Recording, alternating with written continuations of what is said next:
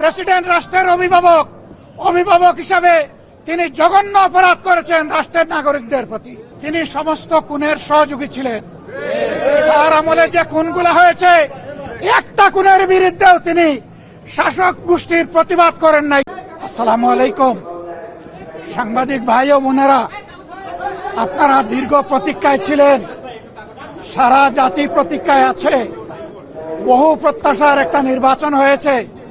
নির্বাচনের ফলাফল নিয়ে আজকে আমরা কোনো কথা বলবো না, কিন্তু আমরা বুক ভরা আশা নিয়ে এই সংসদে এসেছি যে এই সংসদ জুলাই শহীদদের রক্তের উপর দাঁড়িয়ে আছে।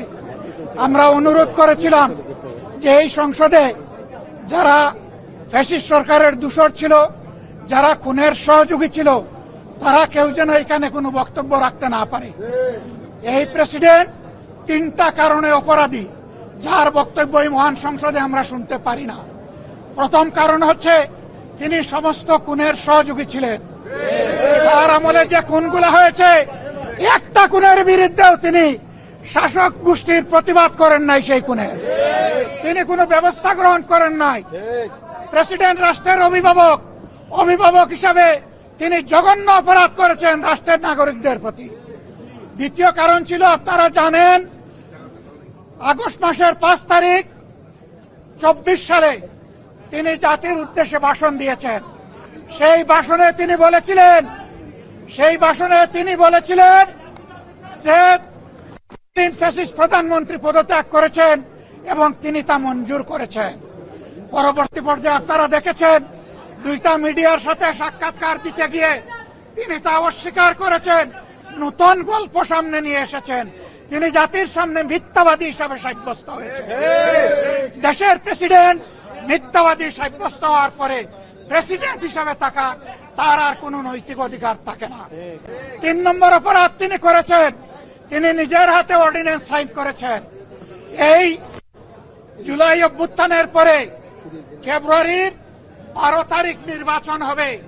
নির্বাচনের পরে যারা নির্বাচিত হবেন তারা 2টা ক্যাপাসিটিতে নির্বাচিত হবেন।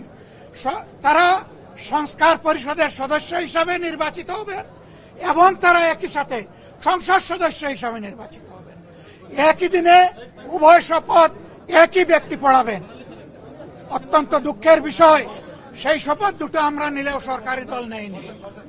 তার প্রথম দায়িত্ব ছিল গেজেট প্রকাশের 30 দিনের ভিতরে সংস্কার পরিষদের অধিবেশন ডাকা। তিনি সেই অধিবেশন ডাকেন নাই। গণভোটে হার পক্ষে ভোট দিয়েছে 70% মানুষ। তিনি 70% জনগণকে, দেশবাসীকে অপমান করেছেন। এখানেও তিনি অপরাধ করেছেন। এই 3 অপরাধের কারণে আমরা তার ভাষণ শুনতে চাইনি এবং আমরা সরকারি দলকেও অনুরোধ জানিয়েছিলাম, স্পিকার মহোদয়কে অনুরোধ জানিয়েছিলাম তাকে যেন ভাষণ দিতে দেওয়া না হয়। তারা আমাদের কথা গ্রাহ্য করেন নাই। আমরা সংক্ষুব্ধ হয়ে সংসদ থেকে বের হয়ে এসেছি।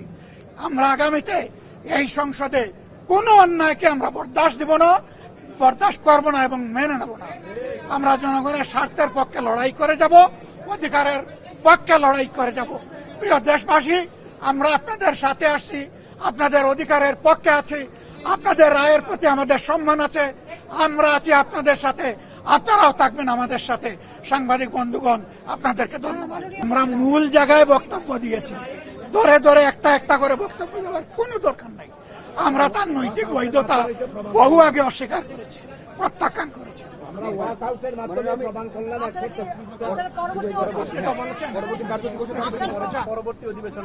অবশ্যই আমরা যাব। আমরা জনগণের পক্ষে কথা বলতে এখানে এসেছি, জনগণের অধিকারের জন্য লড়াই করতে এসেছি। এই সংসদ কারো একার নয়, এটা 18 কোটি মানুষের সংসদ। আমরা তাদের প্রতিনিধি হিসাবে অবশ্যই আমরা সংসদ